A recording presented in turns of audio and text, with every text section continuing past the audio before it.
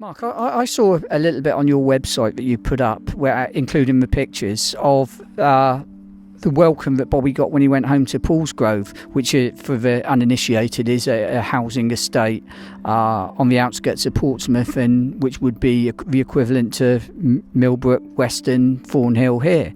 What happened when he returned? Because obviously being a Pompey-born man returning to Portsmouth and their big rivals having won the FA Cup, did he get a good reception? He did. I mean, hundreds of people came out to see him.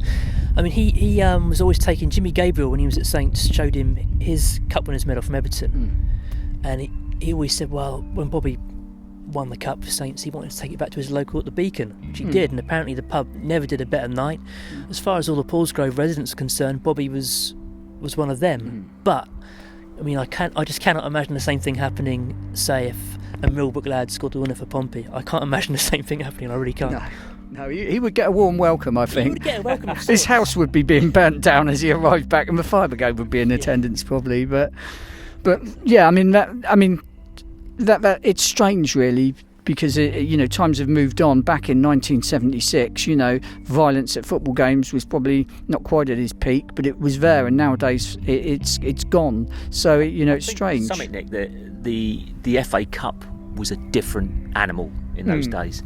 I think some of the younger people watching this, it's maybe hard for you to grasp just how big the FA Cup was, because it was the holy grail. Like I talked about, over 10,000 going up to West Brom for the fifth round, and other clubs took similar numbers away. You just don't get that these days, and the build up, the flags and all the windows from the just reaching from the semi-final onwards, there was flags and in the cars and everything, and people having scarves in the cars and flags hanging out their car windows.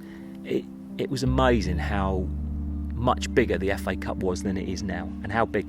So maybe that's how we can understand that Bobby, it was all a bit too. It's like probably winning the European Cup now. I don't know. Yeah, no, I'd agree. It was. And beating Man United as well at Wembley. 1-0 with my only regret of the situation was he didn't score it with 7 seconds to go. Not just to rub it in, but that 7 minutes was the longest 7 minutes of my life. I don't know about you, Clive, but I can't think of anything that's lasted longer than that 7 minutes after Bobby scored. So reminiscing from the ugly inside before we all burst into tears. Well, I'd just like to say thank you to this man here for putting in the effort and getting things off the ground, because we all know from running a fanzine many years ago just how difficult it is to get things done and get it to fruition. So well done and very good luck. No, I reiterate that this club has sadly neglected its history over the years, and there haven't been enough books about Southampton and the great players of Southampton, and the fact that perhaps the man who with one kick had more of an influence in Southampton Football Club's history. It's great that his story is going to be told. Hello, I'm Mark Sanderson, and I'm giving one ugly inside reader the chance to win a copy of my book about Bobby Stokes.